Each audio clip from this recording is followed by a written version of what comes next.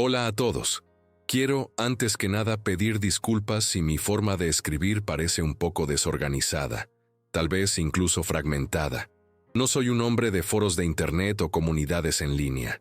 He pasado la mayor parte de mi vida entre libros antiguos y aulas, donde la palabra escrita sigue una lógica rigurosa. Pero siento ahora una necesidad que sobrepasa mi incomodidad, una especie de obligación interna, de compartir lo que me ha sucedido. Mi nombre es Samuel Elías. Durante más de 30 años, la totalidad de mi identidad, todo lo que yo entendía como yo, fue construida sobre un único y sólido cimiento, el estudio profundo y analítico de la Torá y el Talmud. Yo era profesor de teología judía, un hombre que se enorgullecía inmensamente de su lógica, de su linaje, y de lo que yo consideraba la pureza inquebrantable de mi fe. La figura de Yeshua, o Jesús como el mundo cristiano lo conoce, era para mí un objeto de estudio académico, una desviación histórica compleja en nuestro largo viaje, pero definitivamente nada más que eso. Veía la fe de los cristianos con el respeto distante de un antropólogo, pero en el fondo de mi corazón, la consideraba un error fundamental, una devoción basada en una premisa trágicamente equivocada. Mi vida era una fortaleza intelectual y espiritual, erigida con los ladrillos del conocimiento, de la herencia y de la certeza. Jamás, ni en mi delirio más febril, podría haber imaginado que esas murallas estaban a punto de ser deshechas, no por un argumento más fuerte, sino por una experiencia que mi mente, hasta el día de hoy, lucha por aceptar. Todo cambió en una mañana perfectamente banal de martes. Una de esas mañanas en las que la vida parece desarrollarse en un guión predecible e inmutable. El aire en Jerusalén tenía esa claridad límpida y dorada, típica del inicio del día, que promete calor, pero aún ofrece un frescor agradable. Recuerdo el tráfico moviéndose con su habitual e irritante lentitud por la calle Hebrón, una sinfonía de bocinas y motores que era la banda sonora de mi rutina. Iba de camino a la universidad, y mi mente ya estaba totalmente inmersa en la clase que daría en menos de una hora, repasando mentalmente los puntos más complejos de las interpretaciones de Rashi sobre el Deuteronomio, anticipando las preguntas de los alumnos más astutos. En medio de esos pensamientos académicos, surgían fragmentos de la vida mundana. El recuerdo de quedar para almorzar con mi esposa, Ruth, y un eco incómodo de una pequeña discusión que tuvimos la noche anterior sobre nuestro hijo menor y el tiempo que pasaba frente a las pantallas.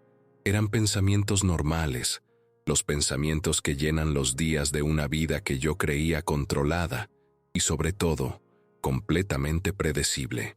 Nada en aquel aire, en aquella luz, en aquel tráfico, susurraba que ese sería el último momento del mundo como yo lo conocía. La normalidad de aquel instante fue, en retrospectiva, la parte más aterradora de todas.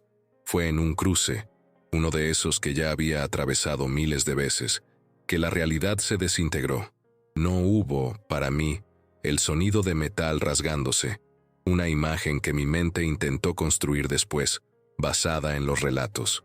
No oí el chirrido desesperado de neumáticos en el asfalto, ni el sonido de mi propio grito, que me dijeron que fue oído por testigos. Para mi conciencia, hubo solo una cosa, una luz blanca. Y cuando digo luz, no me refiero a algo que se ve con los ojos. Fue una luz que era una sustancia, un evento absoluto e instantáneo que no iluminó nada, sino que lo consumió todo. Fue como si el propio tejido de la existencia a mi alrededor hubiera sido súbitamente borrado, como si el universo entero hubiera presionado un botón de eliminar en mí. El color, el sonido, el pensamiento, la sensación del volante en mis manos, todo fue engullido por ese blanco total. Más tarde me contaron los detalles fríos y mecánicos, un fallo inexplicable en los frenos de mi coche, una furgoneta de reparto que me embistió de lleno. Mi cuerpo, esa envoltura de carne y hueso que yo habitaba, fue aplastado. Pero mi experiencia no fue la de la violencia, fue la de un súbito y completo silencio, un apagar de interruptor. En un abrir y cerrar de ojos, El profesor Samuel Elías, de camino a la universidad, simplemente dejó de existir. Mientras el equipo médico luchaba frenéticamente por mantener mi corazón latiendo en aquella escena de caos y dolor, mi conciencia fue arrancada de allí. No de la forma en que se lee en algunos relatos. No floté por encima de mi cuerpo viendo a los médicos trabajar. No hubo esa fase de observador. Fui simplemente retirado, como si una mano invisible me hubiera sacado fuera del tiempo y del espacio. Me encontré en un estado de ser que desafía cualquier lenguaje que poseemos. No había cuerpo, por lo tanto, no había dolor. No había oídos, pero había un silencio profundo, un silencio que no era la ausencia de sonido, sino una presencia palpable, una cualidad del ambiente. No había ojos, pero extrañamente, tampoco había oscuridad. Era un vacío, pero no un vacío aterrador o solitario. Era un vacío neutro, un espacio de pura existencia sin atributos, sin color, sin temperatura, sin forma. El tiempo, como lo medimos con relojes y calendarios, simplemente no se aplicaba. Podría haber estado allí por un segundo o por un milenio. La distinción no tenía sentido. Yo era solo yo, una esencia despojada de todo lo que me definía en el mundo. Mi nombre, mi profesión, mi familia, mis creencias. Estaba suspendido en esta dimensión de nada, un punto de conciencia a la espera, aunque no sabía de qué. Era el estado más puro y, al mismo tiempo, el más desconcertante de ser que se puede imaginar. Fue en ese vacío atemporal que la primera sensación real emergió, cortando la quietud neutra de mi existencia. No fue un sonido ni una visión, sino un tirón, una fuerza irresistible, que no tenía la violencia de una corriente, sino la certeza inflexible de una marea cósmica. Comenzó a atraerme. No era una fuerza física, pues no tenía cuerpo para ser arrastrado. Era algo que tiraba de mi propia esencia, de mi alma, de ese núcleo de conciencia que era todo lo que quedaba de mí. La neutralidad del vacío comenzó a disiparse, a ser reemplazada por un sentido de propósito, de dirección. Me estaba moviendo inequívocamente hacia algo, o algo se movía hacia mí. La velocidad parecía aumentar, pero no había la sensación de viento o de movimiento a través del espacio. Era un proceso mucho más extraño, como si el propio espacio-tiempo se estuviera reconfigurando a mi alrededor, doblándose y convergiendo en un único punto de destino. Una sensación de expectativa comenzó a nacer en mí. Una expectativa sin ansiedad, una certeza tranquila de que estaba siendo llevado a casa, aunque no tenía la menor idea de dónde quedaba esa casa. La pasividad de la espera había terminado. Ahora era un pasajero, entregado a un viaje cuyo destino no conocía, pero que, de alguna manera, mi alma ya reconocía. Entonces, de forma tan súbita como la luz blanca que me había arrancado del mundo, lo que fuera que estuviera usando para percibir la realidad se abrió. En un instante, estaba de pie. La sensación de tener una forma otra vez, la percepción de tener los pies firmemente apoyados en algo sólido, fue un shock que reverberó a través de mi ser. Estaba en un campo de una vastedad que mi mente, incluso mi mente entrenada en conceptos abstractos, no podía calcular. El horizonte se extendía en todas las direcciones, tan distante que parecía no existir, y aún así, perfectamente nítido. Y allí, en ese horizonte infinito, había una luz. Era la fuente de toda la iluminación de aquel lugar, pero no se comportaba como ninguna luz que yo hubiera conocido en la tierra. No irradiaba calor, no deslumbraba la vista, aunque su brillo superaba al de 1000 soles. Parecía ser una luz que existía en otra dimensión, una luz que era, en sí misma, una conciencia. No proyectaba sombras. En cambio, parecía penetrar e iluminar todo desde dentro, incluido a mí. Miré mi propio cuerpo, una forma humanoide compuesta de la misma sustancia luminosa del ambiente, y me di cuenta de que yo era transparente bajo aquel brillo. No había nada oculto. A medida que enfocaba mi atención en aquella luz distante, sentí algo que heló el núcleo de mi existencia, y al mismo tiempo, lo calentó. Me sentí visto, y no era el ser visto pasivo de cuando alguien nos mira. Era un conocimiento activo, una percepción que me penetraba por completo. Cada pensamiento que jamás tuve, desde las reflexiones teológicas más complejas hasta las más mezquinas vanidades, cada palabra que pronuncié con arrogancia disfrazada de sabiduría, cada secreto que guardé en el rincón más oscuro de mi corazón, cada acto de bondad que realicé por vanidad y cada momento de orgullo intelectual que me hinchó el pecho. Todo, absolutamente todo, estaba expuesto y desnudo bajo aquella luz. No había dónde esconderse. Mi vida entera, no como una secuencia de eventos, sino como la suma total de la intención y el carácter detrás de ellos, estaba allí, transparente. Sentí una vergüenza como nunca antes, una vulnerabilidad tan absoluta que mi primer instinto fue querer dejar de existir. Y, sin embargo, mezclado con esa exposición total, había algo que desafiaba la lógica de mi humillación. Una paz, una aceptación incondicional. La luz me conocía por completo, y aún así no me condenaba. Fue entonces que oí mi nombre. La voz no viajó por el aire para llegar a mis oídos inexistentes. Simplemente sucedió dentro de mi conciencia, con una claridad y una resonancia que hacían que cualquier sonido terrenal pareciera un eco distorsionado.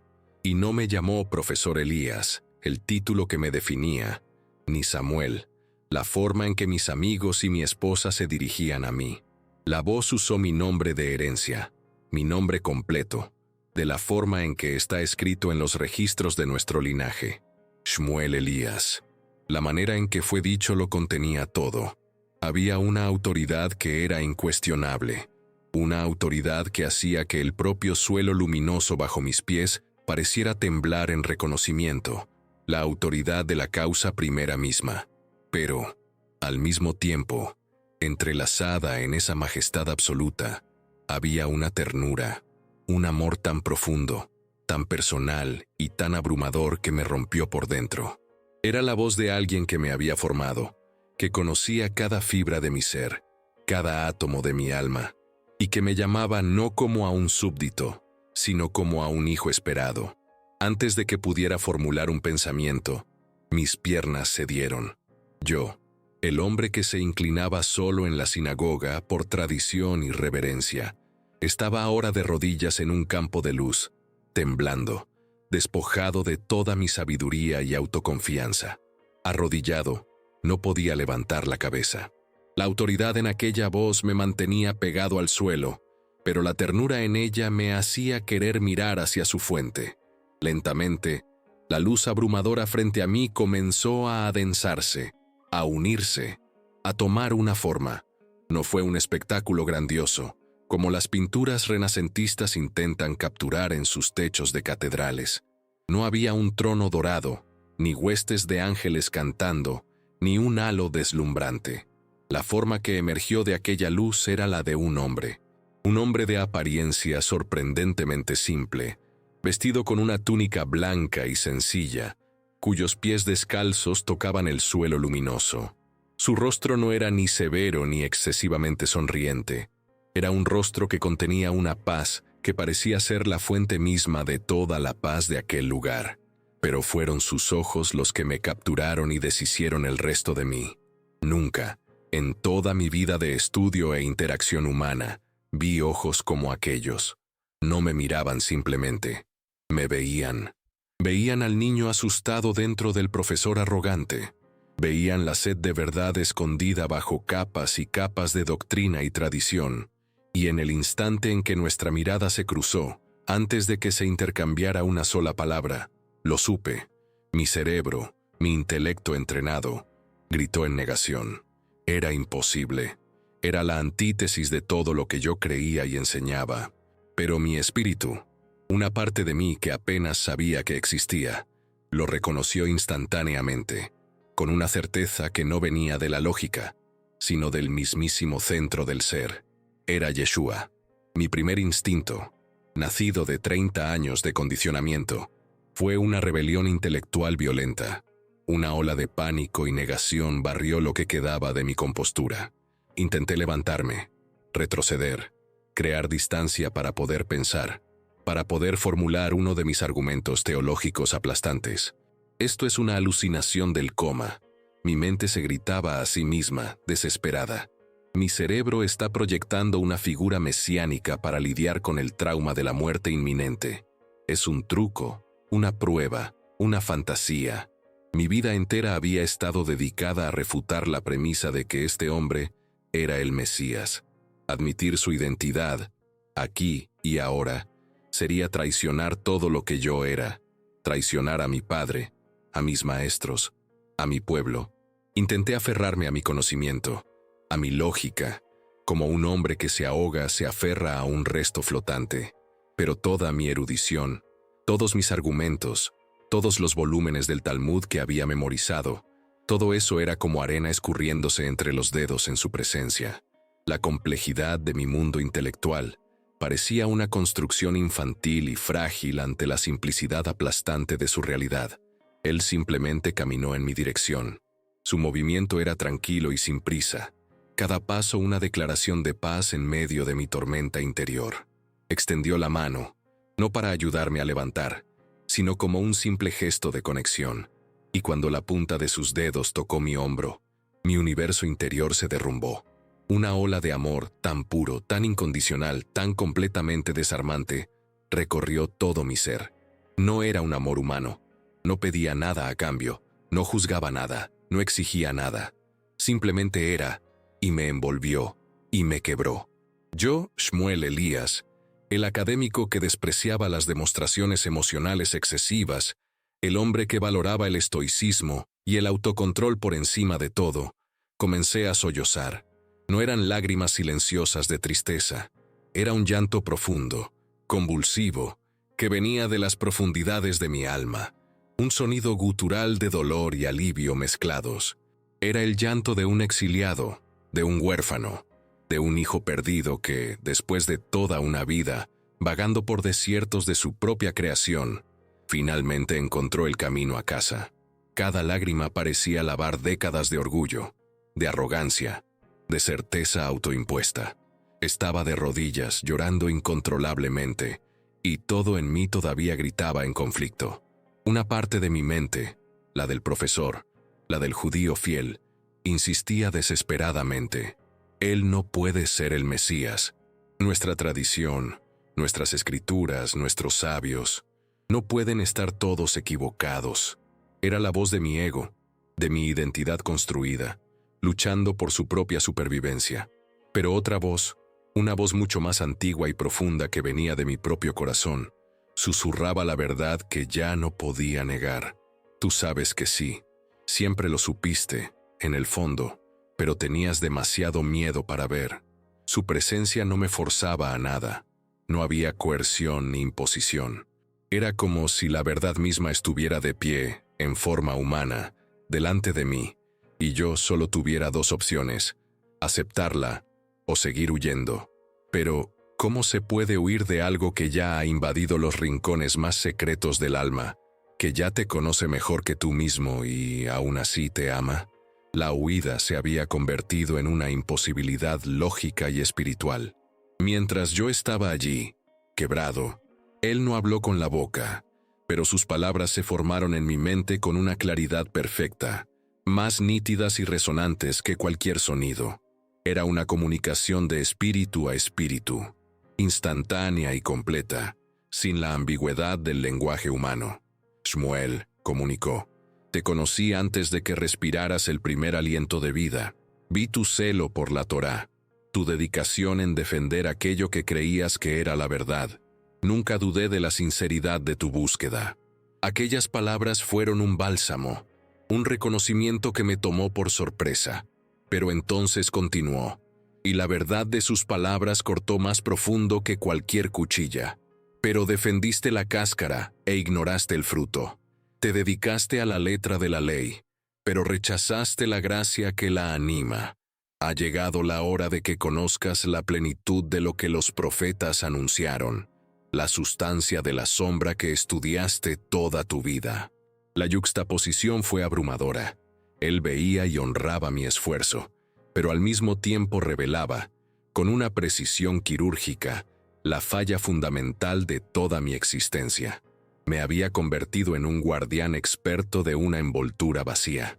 Temblaba por dentro. No era un temblor de frío ni de miedo, sino de una profunda y violenta agitación espiritual, un sismo en el alma. Una parte de mí, el último bastión del viejo Samuel, quería gritar que aquello era herejía, que era una blasfemia contra todo lo que mis antepasados defendieron con su propia sangre. Pero ese impulso era débil, moribundo, ahogado por el océano de amor que me envolvía. ¿Cómo podría llamar blasfemia a algo que se sentía más verdadero que mi propia respiración? La rebelión dio paso a una ola de arrepentimiento tan abrumadora que me dobló hacia adelante, con la frente casi tocando el suelo luminoso. Ya no sabía quién era. Toda la estructura de mi identidad, profesor, judío, erudito, padre, esposo, construida a lo largo de una vida de estudio y disciplina, parecía ahora tan pequeña, tan frágil. Era un castillo de arena erigido con inmenso orgullo a la orilla de la playa, y la marea silenciosa de aquel amor que me envolvía por completo acababa de subir y deshacerlo sin esfuerzo, grano por grano. Yo era nada, y por primera vez en la vida, esa aniquilación del ego no era aterradora, sino liberadora. Las lágrimas seguían cayendo, pero ahora eran más tranquilas, un río que limpiaba las ruinas de mi antiguo yo. Él esperó pacientemente, con una quietud que parecía contener toda la eternidad, a que el primer impacto de la tormenta dentro de mí pasara. No había prisa, no había impaciencia, solo una presencia constante y amorosa. Entonces, con un sutil gesto de cabeza, indicó que camináramos. El campo de luz que nos rodeaba comenzó a transformarse, no de forma abrupta, sino fluida, como si un pensamiento estuviera tomando forma en la realidad. De repente, estábamos ante una puerta enorme, hecha de un material que no era ni madera, ni piedra, ni metal. Parecía ser de perla maciza pulsando con una luz suave e interna. La puerta se abrió hacia adentro sin el menor sonido, sin esfuerzo, a nuestra aproximación. Y más allá de ella, había una ciudad. Pero era una ciudad como ninguna otra que la mente humana podría concebir. No parecía haber sido construida, sino haber crecido orgánicamente a partir de la propia luz. Las estructuras, de una arquitectura imposible y grácil, palpitaban con vida, como si respiraran. La luz en aquella ciudad venía de todas partes y de ninguna al mismo tiempo, iluminando todo con una claridad perfecta, sin crear una sola sombra, sin herir los ojos. Las calles, que parecían pavimentadas con oro transparente, estaban llenas de personas. Sus rostros, de todas las razas y épocas, resplandecían con una alegría serena, una paz que nuestro mundo perdió hace mucho tiempo, si es que alguna vez la conoció. Algunos cantaban melodías que parecían tejerse en el propio aire, creando una armonía que se sentía más de lo que se oía. Otros simplemente caminaban, y sus ojos estaban llenos de asombro y adoración. Lo que más me marcó, sin embargo, fue el hecho de que, mientras caminaba al lado de Yeshua, las personas por las que pasábamos parecían reconocerme. Sus miradas no eran de curiosidad o sorpresa, eran miradas de bienvenida, de un reconocimiento cálido, como si mi llegada fuera esperada y celebrada. Nadie se acercó para hablar, pero en sus sonrisas y en sus asentimientos de cabeza, sentí una sensación de pertenencia que nunca había conocido en la vida, ni siquiera en mi propia comunidad, donde era respetado, pero nunca totalmente comprendido. Me sentí en casa de una forma primordial. Fue entonces que Yeshua habló de nuevo. Esta vez, sus palabras no solo se formaron en mi mente, sino que parecieron salir de sus labios, aunque resonaron directamente en mi corazón con la misma claridad de antes. Su voz era tranquila, pero cargada de un peso que me hizo detenerme en medio de aquella calle luminosa. Solo has visto sombras, Shmuel. Pasaste la vida estudiando el mapa, debatiendo la gramática del lenguaje del mapa, venerando la textura del papel en que fue impreso. Yo quiero mostrarte el territorio, Quiero mostrarte la luz de la cual todas tus escrituras son solo un reflejo. Hizo una pausa, y su mirada se volvió increíblemente gentil, pero también escrutadora. Pero para eso, necesitas dejar atrás las cargas del pasado, no las escrituras, sino el orgullo que construiste sobre ellas. Supe exactamente a qué se refería. Mi orgullo, mis convicciones rígidas como la piedra, la barrera de superioridad intelectual que yo mismo había erigido entre él y yo. Era mi equipaje, mi carga, y la había llevado por tanto tiempo que pensaba que era parte de mí, y aún sin comprenderlo todo, una sola palabra se formó en mi mente y escapó de mis labios en un susurro: «Muéstrame». Él me condujo entonces a un lugar que parecía un vasto salón, pero sin techo. Sobre nosotros, el cielo, o lo que fuera, se extendía en una alfombra de colores suaves y en constante cambio, como una aurora boreal viva. En el centro del salón había una mesa larga, pero no era de madera, piedra o cualquier material que yo conociera. Parecía ser de luz solidificada, y su superficie ondulaba suavemente, como la de un lago tranquilo. Cuando nos acercamos, imágenes comenzaron a surgir sobre ella, no como proyecciones, sino como visiones tridimensionales que se movían y contaban historias con una realidad palpable. La primera imagen fue la de mí mismo, mucho más joven, un académico al inicio de sus 30 años, lleno de fuego y de la arrogancia que solo la inteligencia recién reconocida puede generar. Estaba en la sala de conferencias de la universidad, discutiendo con un colega cristiano, un hombre bueno y gentil, sobre la naturaleza del Mesías. Recuerdo perfectamente aquel día. Recordé mis palabras cortantes, el desdén cruel que sentí al desmantelar sus argumentos con citas y referencias que él no podía igualar, la satisfacción que sentí al verlo quedarse en silencio, humillado. Al ver la escena ahora, desde fuera, sentí una ola de vergüenza tan intensa que tuve que desviar la mirada. Mi crueldad intelectual, que en su momento me pareció una virtud, una defensa de la verdad, se revelaba ahora en su verdadera luz. Era puro orgullo, un deseo de vencer, de tener razón, de ser superior. No había amor en mi defensa de Dios, solo había amor propio. Yeshua estaba a mi lado, y sentí su presencia, no de condena, sino de una tristeza profunda, la tristeza de un padre que ve a su hijo usar los dones que le dio para herir a otros. Su silencio era más elocuente que cualquier reprimenda. No necesitaba decirme que me había equivocado. La visión en la mesa de luz me estaba forzando a ser mi propio juez, y el veredicto era aplastante. Quería que la escena terminara, que el suelo se abriera y me tragara, pero continuó, cada palabra mía resonando en aquel salón silencioso como una acusación. La verdad de mi propio pasado era un espejo implacable, y no podía huir de la imagen que reflejaba. Otras escenas surgieron en la mesa de luz, sucediéndose unas a otras en un torrente de revelaciones dolorosas. Me vi en el aula, ignorando con impaciencia las preguntas sinceras de alumnos que osaban cuestionar la narrativa judía tradicional sobre el cristianismo. Vi mi sonrisa condescendiente, la forma en que trataba sus convicciones como infantiles, usando mi autoridad no para iluminar, sino para intimidar y silenciar cualquier voz que se desviara de la ortodoxia que yo defendía. Cada escena era un espejo de mi arrogancia espiritual.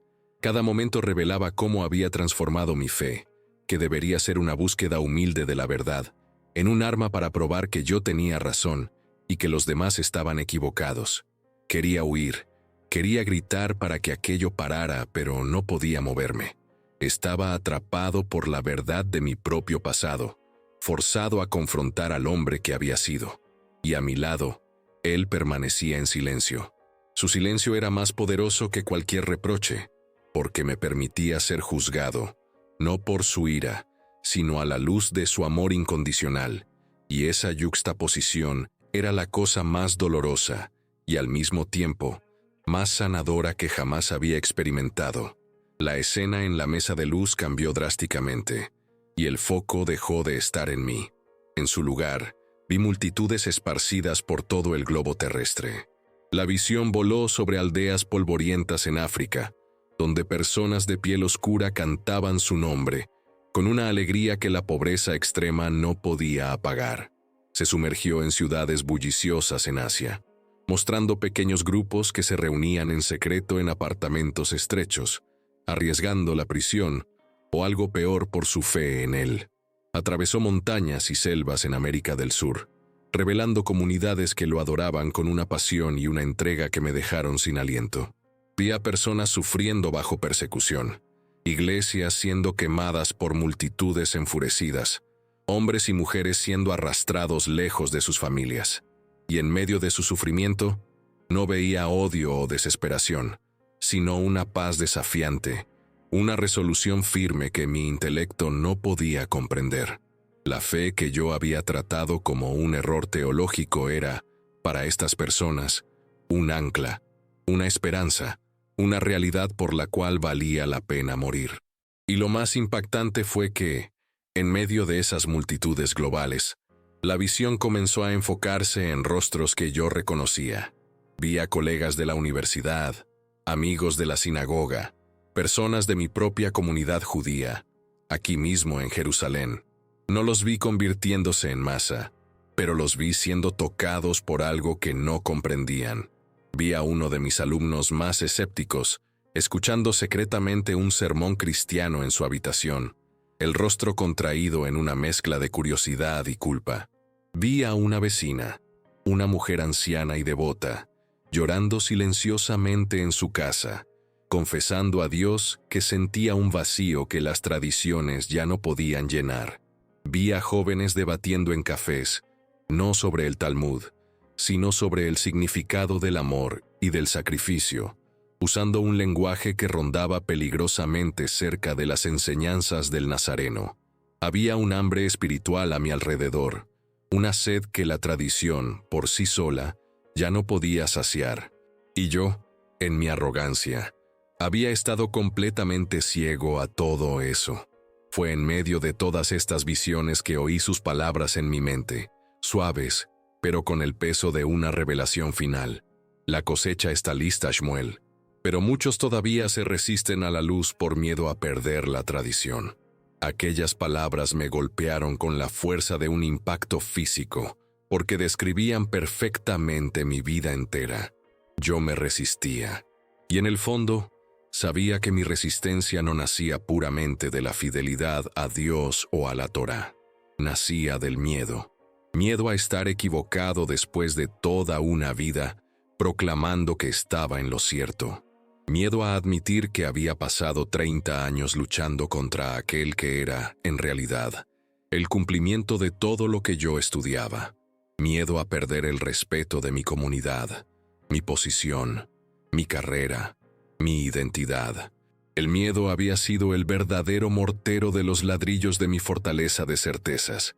Yo no estaba protegiendo a Dios, me estaba protegiendo a mí mismo, a mi ego frágil y a mi reputación. En aquel instante, sentí algo romperse dentro de mí. No fue un dolor físico, pero fue real y profundo. Fue el sonido de mi corazón de piedra resquebrajándose, la barrera de mi orgullo derrumbándose en polvo. Me sentí tan pequeño, tan insignificante ante la inmensidad de lo que se me estaba mostrando. Me sentí como un niño que, por primera vez, estaba viendo el mundo con ojos limpios, libre de las lentes distorsionadas de su propia importancia. Toda mi sabiduría acumulada, todo mi prestigio, todo lo que me hacía sentir importante a los ojos del mundo, me pareció basura, escoria, ante aquella verdad simple y abrumadora. Yo no era un guardián de la fe, era un guardia de prisión, y la persona que mantenía mejor encerrada era a mí mismo. Aquel momento de autorrevelación fue la humillación más profunda, y paradójicamente, la liberación más gloriosa de mi vida. Yeshua se acercó y posó su mano en mi hombro nuevamente. El calor y el amor de ese toque calmaron el terremoto que ocurría dentro de mí, trayendo una quietud al epicentro de mi alma rota. Me miró a los ojos, y su voz, llena de una suavidad que desarmaba cualquier defensa restante, concluyó la lección. «Defendiste las Escrituras con celo», dijo él, «pero olvidaste su corazón. Te dedicaste a la ley, pero rechazaste la gracia que la anima. Aquellas palabras fueron el golpe final a mi antigua identidad. Yo, que siempre me había enorgullecido de mi fidelidad, de mi disciplina, de mi conocimiento enciclopédico, me di cuenta allí, en aquel momento, de que estaba ante el autor mismo de la vida, el Verbo hecho carne, la Torá viva. Y él no me hablaba como un juez sentenciando a un reo, sino como un padre que anhela el regreso de su hijo, explicando pacientemente dónde se había perdido el hijo. Toda mi vida había sido un largo viaje lejos de él, usando las propias escrituras que hablaban de él como un mapa en la dirección equivocada. Las lágrimas volvieron a correr libremente por mi rostro, pero ahora no eran de angustia ni de vergüenza, sino de una liberación indescriptible y de un arrepentimiento que era, al mismo tiempo, dulce. Mi teología, mis libros, mi sabiduría, todo era polvo ante la simplicidad abrumadora de aquella verdad. Solo podía balbucear repetidamente, como un niño pequeño, las únicas palabras que me quedaban. No lo sabía. Perdóname, no lo sabía. Él entonces movió su mano de mi hombro a mi pecho, directamente sobre mi corazón, y algo indescriptible sucedió. Sentí un calor extenderse por todo mi ser. No un calor físico, sino una energía viva. Un fuego que no quemaba, sino que purificaba y recreaba. Era como si la vida misma estuviera siendo derramada en mí, llenando los espacios vacíos que mi orgullo había creado, sanando heridas espirituales que ni siquiera sabía que tenía. Fue una sensación de renovación total, de ser hecho nuevo desde dentro, como si mi corazón de piedra estuviera siendo removido y un nuevo corazón, uno que podía sentir y recibir amor, estuviera siendo colocado en su lugar. Después de aquella intensa experiencia, me llevó a un lugar diferente. El salón de luz se disolvió a nuestro alrededor como humo, y nos encontramos en un jardín, pero no era un jardín como los que conocemos en la tierra. Los colores de las flores eran más vivos, más saturados que cualquier cosa que hubiera visto, y parecían emitir una luz propia, suave. La hierba bajo mis pies era de un verde imposible y parecía viva al tacto. El aire era ligero y transportaba una paz que casi se podía tocar, una paz que era una sustancia, no solo una ausencia de conflicto. El silencio allí no era vacío. Hablaba, cantaba una canción silenciosa de armonía y pertenencia.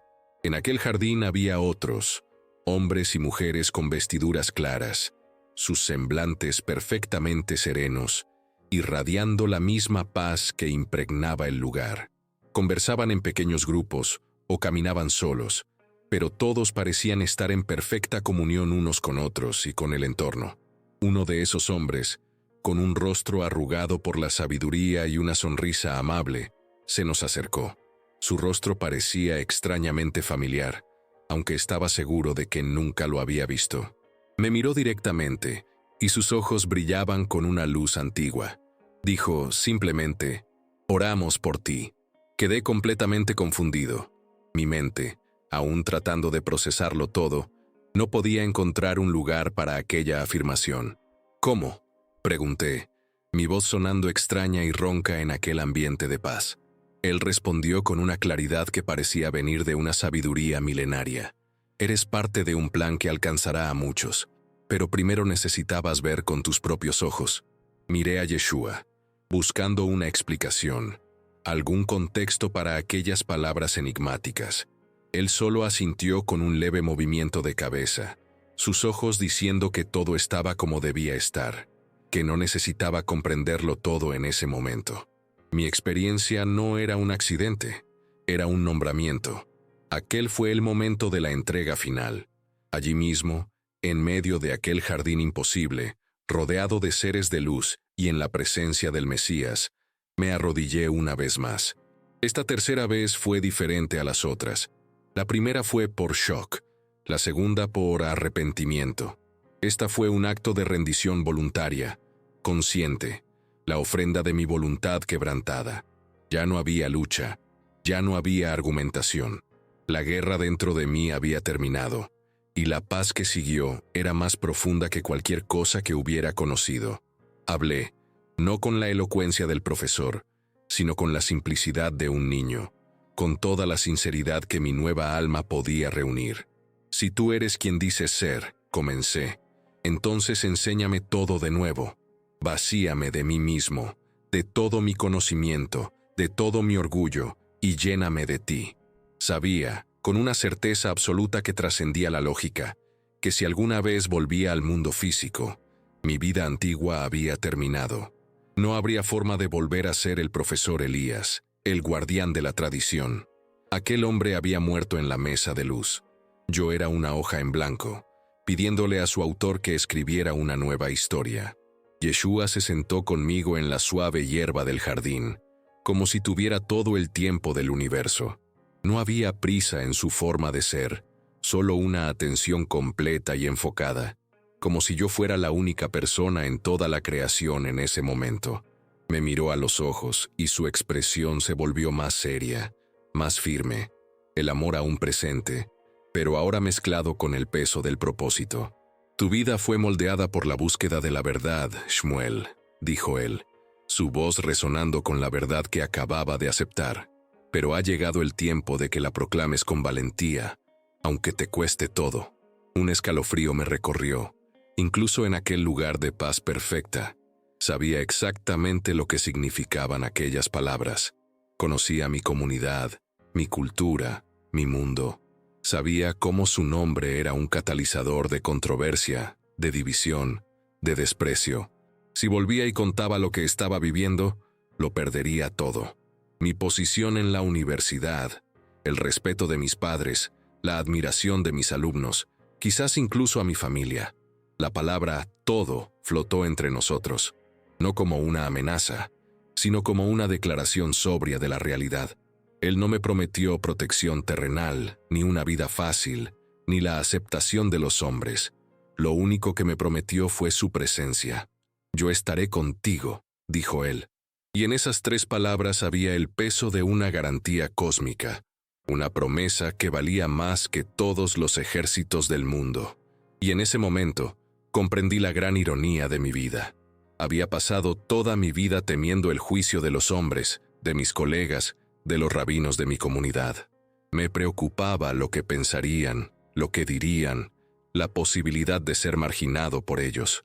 Y al hacerlo, me había olvidado de temer lo único que importaba, el silencio de Dios. Me había olvidado de que la única opinión que realmente importaba era la de aquel que me había creado, que me conocía por mi nombre antes de que el mundo existiera. La perspectiva de perder el respeto del mundo pareció de repente insignificante en comparación con la perspectiva de volver a vivir un solo momento fuera de su aprobación. Respiré hondo, sintiendo el aire de aquel jardín llenar no solo mis pulmones espirituales, sino mi propia alma con una valentía que no era mía. Lo miré a él, mi Señor, mi Mesías, mi nuevo y único rabino, y con una claridad que no venía de mí, dije, acepto, incluso sin saber cómo. Una sonrisa rasgó su rostro. No era una sonrisa común, era como si luz líquida se derramara de sus labios, envolviéndome en un abrazo de pura alegría y aprobación. Era la afirmación que mi alma había buscado durante toda mi vida, en todos los libros equivocados, en todos los honores académicos equivocados. Me sentía aceptado de una forma que sanaba todas mis inseguridades pasadas. Me sentí comisionado, como si un sello real hubiera sido presionado en mi espíritu. Y, sobre todo, me sentí amado más allá de toda medida, no por lo que había hecho, sino simplemente por quien yo era para él. En aquella sonrisa, mi nueva identidad fue forjada. Fue entonces cuando él me mostró una última visión, la más poderosa de todas. La imagen de una vasta e incontable multitud apareció ante nosotros en el jardín.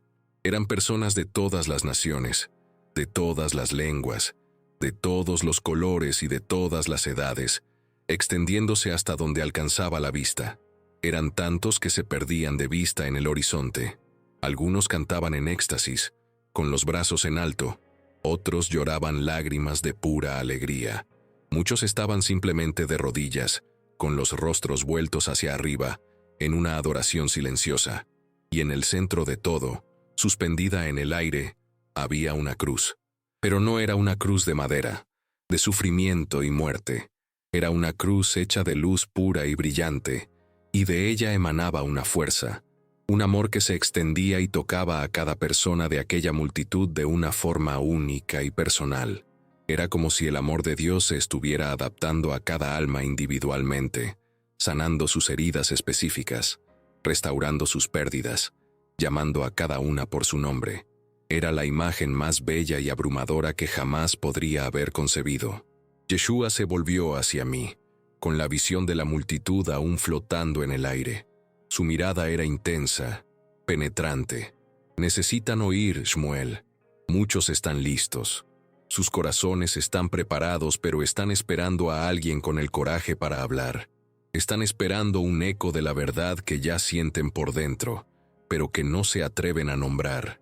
En aquel instante, sentí como si algo hubiera sido físicamente colocado dentro de mí. Una semilla, una misión, una responsabilidad sagrada. Sentí como si mi alma hubiera sido cosida con un nuevo propósito, un hilo de fuego que me unía a toda aquella multitud. No sabía lo que vendría después. No tenía un plan. No tenía la menor idea de cómo navegaría las aguas turbulentas que me esperaban. Pero una cosa era cierta. Ya no pertenecía al hombre que era antes. Algo había muerto en mí en aquel coma, y algo eterno acababa de nacer. Yo era un testigo, y mi testimonio sería mi vida a partir de aquel momento, a donde quiera que eso me llevara. Poco después, el paisaje del jardín comenzó a cambiar de nuevo. El cielo, que antes era de una claridad infinita, comenzó a ser envuelto por una especie de niebla dorada y brillante. Comencé a sentir una leve, pero creciente, sensación de incomodidad, como si estuviera siendo arrastrado hacia atrás contra mi voluntad, una sensación de distancia creciendo entre aquel lugar de paz y yo. Miré a Yeshua con una mezcla de pánico y confusión burbujeando dentro de mí. ¿Ya se acabó?, logré preguntar, mi voz llena de una angustia que no sentía desde que había llegado. No quería irme, no por apego a la belleza del lugar, sino porque allí, en su presencia, finalmente me sentía completo, entero, como si todas las piezas de mi vida finalmente tuvieran sentido. Volver al mundo roto y ruidoso parecía un exilio insoportable. La idea de regresar a mi cuerpo herido, a mi vida de conflictos, era aterradora. Él se acercó una última vez, puso ambas manos en mis hombros, un gesto que transmitía tanto firmeza como consuelo. Su mirada era tierna, comprensiva. «Has visto suficiente por ahora, Shmuel», respondió él, su voz calmando mi miedo creciente. «El resto te será revelado en el camino. No necesitas todas las respuestas ahora, solo necesitas confiar». Se inclinó ligeramente hacia adelante, y su presencia pareció intensificarse, como si estuviera imprimiendo su próxima y última orden directamente en mi espíritu. Su voz fue lo último que oí en aquel lugar. «No es tiempo de descansar, Shmuel. Es tiempo de testificar». Y con esas palabras finales, la sensación de ser arrastrado se intensificó exponencialmente. Sentí como si estuviera cayendo desde una gran altura, sumergiéndome de vuelta en la densidad, la gravedad y el dolor del mundo físico. La paz comenzó a disolverse como sal en agua, y el silencio armonioso fue siendo reemplazado por un sonido agudo, un zumbido distante que se volvía cada vez más alto, más insistente. Y entonces abrí los ojos. El shock fue brutal, una agresión a todos mis sentidos, luces blancas y fluorescentes brillando en un techo manchado, una maraña de tubos y cables conectados a mi cuerpo, el olor a antiséptico invadiendo mis fosas nasales. Había voces apagadas pero urgentes a mi alrededor, y el sonido agudo y rítmico de los monitores cardíacos pitando al lado de mi cama. El contraste entre la paz del jardín y el caos estéril de aquella unidad de cuidados intensivos era tan violento que me dieron ganas de gritar, pero mi garganta, seca como el desierto, no produjo sonido. Un médico, al ver mis ojos abiertos, le gritó a una enfermera: «Ha despertado, ha vuelto». Mi cuerpo, sin embargo, solo podía hacer una cosa: llorar. Las lágrimas corrían silenciosamente por mis sienes, pero no eran lágrimas de alivio por estar vivo. Eran lágrimas de luto, de una nostalgia profunda y abrumadora por el lugar y la persona que acababa de ser forzado a dejar. Mi esposa, Ruth, entró en la habitación minutos después, su rostro una máscara de incredulidad y alivio. Tropezó al acercarse a la cama, llorando tanto que apenas podía tocarme. Yo solo la miraba, mi mente tambaleándose, tratando desesperadamente de aferrarse a la realidad de lo que había vivido, aterrorizado con la idea de que todo pudiera haber sido solo un sueño vívido, un delirio de un cerebro moribundo. Los días y las semanas que siguieron fueron un borrón. Los médicos lo llamaron un milagro. Usaron palabras como inexplicable y sin precedentes. 20 días en coma profundo, fallo multiorgánico, actividad cerebral casi nula. Según todas las métricas de la ciencia médica, debería estar muerto, o, en el mejor de los casos, en un estado vegetativo permanente. Pero allí estaba yo, vivo, recuperándome a una velocidad que los asombraba. Y en medio de todo eso, yo cargaba una certeza abrumadora y aterradora en mi corazón. Había estado con él, había estado con Yeshua, y nada, absolutamente nada de lo que existía en mi vida antes de aquel accidente, tenía ahora sentido. Pero lo más extraño, la parte que aún hoy me deja perplejo, es que después de todo, nunca más tuve ningún otro tipo de visión. Nunca más oí su voz en sueños o en momentos de oración. Nunca más fui transportado a aquel jardín de paz. La experiencia simplemente se detuvo, tan abruptamente como comenzó. En un instante estaba allí, escuchando sus últimas palabras.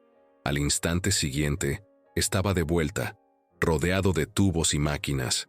No hubo una transición suave, ni una despedida prolongada. La puerta a aquel mundo se cerró y, hasta hoy, nunca más se ha abierto. A veces, en noches de silencio, me pregunto por qué. ¿Por qué no me mostró más? ¿Por qué no me dio más respuestas? ¿Por qué me dejó con esta carga y esta gloria? Y luego guardó silencio. Pero después recuerdo lo que me dijo. El resto te será revelado en el camino. Y a eso me aferro. A una fe que no nació de la doctrina, sino de una experiencia imborrable.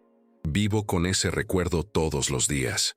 Y hasta hoy, cuando cierro los ojos por la noche, en el silencio de mi habitación, todavía puedo sentir, por un breve y fugaz instante, la sensación de aquel toque en mi hombro. Puedo recordar aquella mirada firme y llena de un amor que el mundo no conoce. Y puedo oír aquella voz diciendo mi nombre con una autoridad y una ternura que me atravesaron por completo. Fue allí donde comenzó mi verdadera vida, y es por eso que continúo, a pesar de no comprenderlo todo. Es por eso que comparto esta historia, aunque me cueste el mundo. Porque una vez que ves aquella luz, vivir en la oscuridad ya no es una opción. Y aun cuando el silencio de Dios parece profundo, sé que Él sigue cerca. Porque una vez que lo encuentras, nunca más caminas verdaderamente solo. El viaje es difícil, pero la compañía es segura. Y eso, para mí, es suficiente. La historia de Samuel Elías muestra que una única experiencia puede quebrar las convicciones de toda una vida. Y ahora, la pregunta es para ti. ¿Qué haría falta para sacudir tus certezas más profundas? Deja tu opinión sobre este relato o comparte tu propia experiencia aquí en los comentarios. Tu historia es importante para nosotros. Si este video tocó tu corazón, haz algo simple, pero que nos ayuda inmensamente. Suscríbete ahora mismo al canal y activa la campanita de notificaciones. Es la única forma de garantizar que no te perderás otros testimonios transformadores como este. Y si sientes que este trabajo es importante y quieres ayudarnos a llegar a más personas, considera convertirte en un patrocinador de nuestro canal. No te vayas todavía. El video que estamos recomendando aquí en la pantalla puede ser exactamente el mensaje que necesitas escuchar hoy. Quédense en paz y hasta la próxima.